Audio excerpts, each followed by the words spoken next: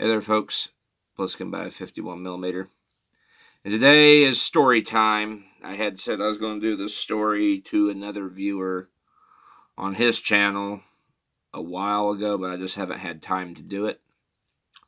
Or I get to doing it and then something comes up and then I can't do it, which is more than likely the scenario of events that has occurred. That's why I wasn't able to do the video. Anyway.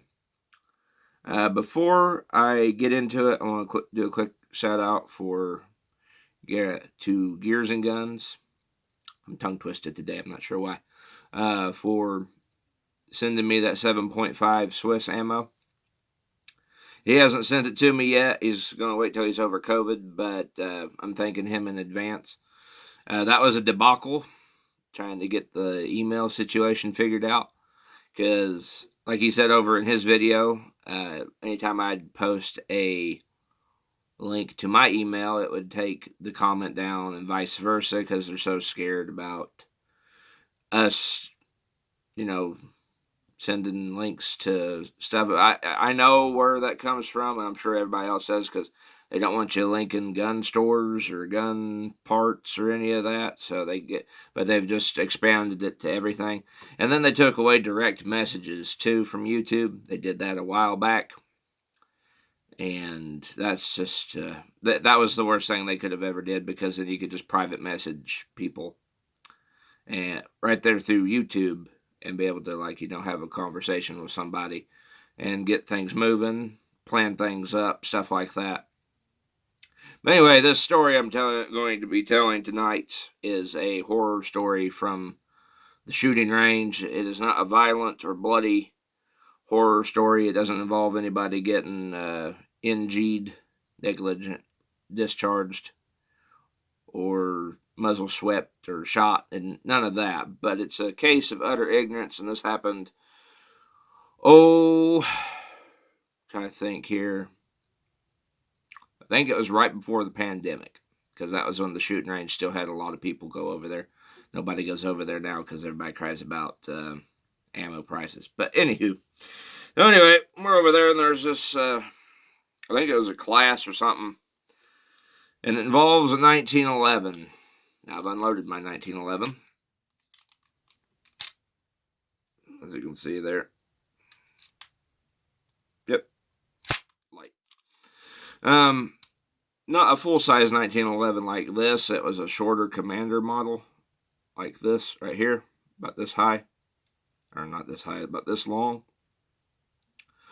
And as you can see on this 1911 here, this Rock Island Armory, it has fixed sights. It's got a fixed front sight, if you can see that there better. The rear sight might be able to be drifted, because it's kind of like in a dove. But I don't know. It may not. It probably won't. But anyway, it involves a Commander model 1911. And there's this person over there. Me and my dad were talking to some other range goers, and he comes over, and he has a Colt Series 1911 compact with a shorter barrel. The barrel came up to about right here. And he comes over and he asks me, I believe he asked me or my dad, but he came up to us, he showed everybody, he's like, "Hey man, do you think there's a way I can drift this front sight?" Of course, it's fixed. You can't drift at the front sight on this pistol or the one that he had, because there's nothing in there. It's just part of the gun. He had been taking a screwdriver and a hammer. He would put the screwdriver, this is a flathead, he had put it on the rear sight or the front sight like that, and take a hammer and was hitting it, trying to get it to drift over. Gotta make sure I didn't scratch mine just there. But needless to say, the whole front end of that brand new Colt that he had bought. He had just bought it. Was scratched and dinged to hell and back. There were massive gashes all up and along the top part of it, like where the front sight was. And it was just scarred and scratched. Big, deep cuts all up on the frame, up along in here and on the side.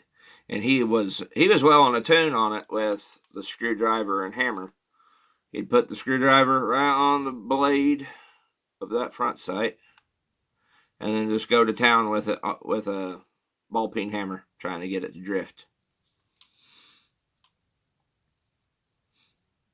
Oh my God! I'm like, bro, you just spent like $900 on that pistol, and here you are, you've tore it all to hell.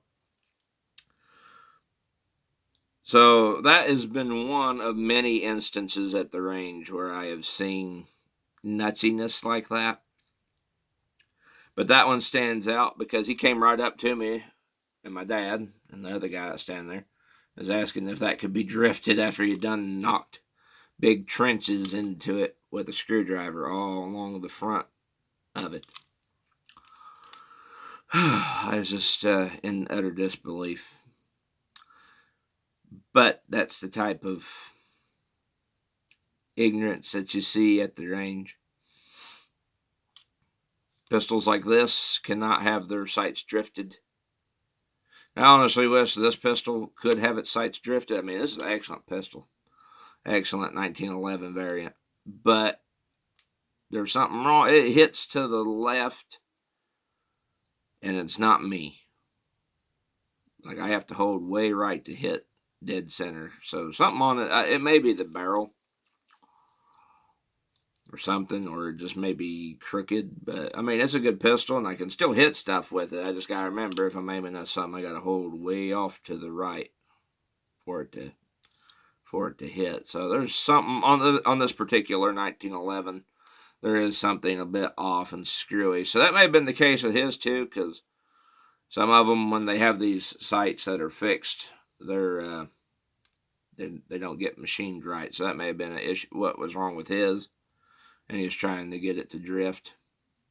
Mind you, that this person, I may as well tell the second story. This person, I seen him at a competition, a handgun competition, when they held them down there. They still do. I just haven't been to one since. I do believe this was same year. This was all before COVID, so I'm recollecting all of this. It feels like I'm calling back memory and events from 1,000 years ago in my head, because technically it does feel that long. But this dude was in this pistol competition where they're standing offhand, shooting at targets at about 25 yards. And he gets mad because it was over. And I was sitting there and I was watching him. He come back off of the line.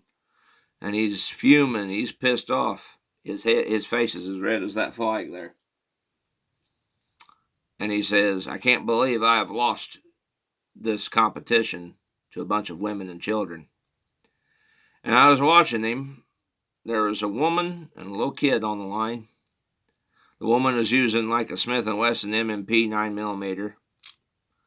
And the kid was using like a Heritage Rough Rider 22. But this fellow, he was using like an old 75 Dragoon or something black powder. He was using a black powder revolver, and the kid and the woman were using modern weapons. This is semi-auto, just throw a mag in it. Ready to go. Heritage Rough Rider ain't that hard to reload. I own one. It's very easy once you get used to it. You're not winning no speed competitions, but you can slap 6 rounds into it within a reasonable amount of time and get shots on target. A black powder revolver, on the other hand, you gotta take it out, put the powder in, and then put the ball or lead ball in the chamber on the powder, and then probably put a primer on the back end. I've seen them reload them. I've never reloaded black powder, but he was using that in the competition. Same fellow. He's using that in the competition, and Maddie lost. And I'm just shaking my head just remembering. Oh my God. It's like he was, like in the time it took him to reload, the kid and the woman had already shot the targets they needed to, and with time to spare, and he's over there, doing the whole pour the powder in and then put the bullet and tap it down in there and all that on the cylinder. Oh, those are just two range horror stories that I have heard. I've got a whole bunch more.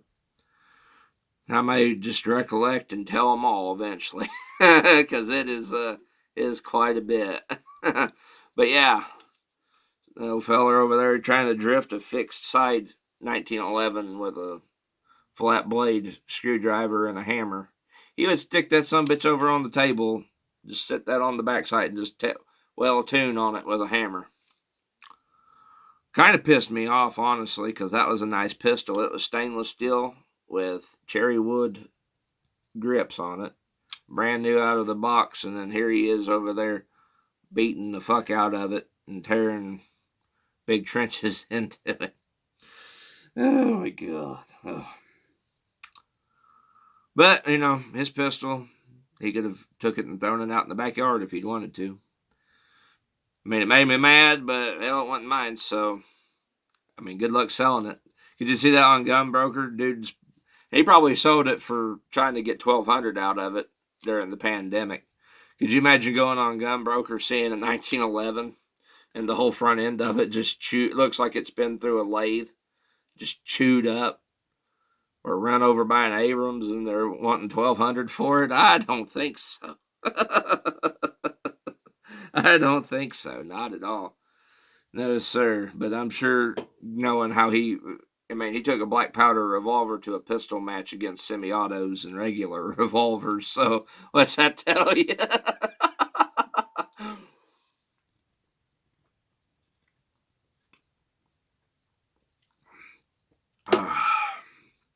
I have not seen him back there since. Probably, honestly, a good thing. So anyway, I have more range horror stories to divulge at a later date. My eyes are burning out of my head. I do not know why. But until the next video, I'll catch you guys all in the next one. Real quick, I may as well just give some updates. Probably will be a while before I get back to the range because the weather's. It's just that time of year where it gets dark at like 12 in the afternoon and you don't see the sun again for another 3 days. You throw in working all that in there, and that's just the way it is. So I'll get to the range when I get to the range, but in the meantime, I'll make more stories like this and possibly talk about some guns. Sit back and think about some guns I need to talk about. Do first impressions on stuff like that. So anyway, until next video, I'll catch y'all on the next one. Peace.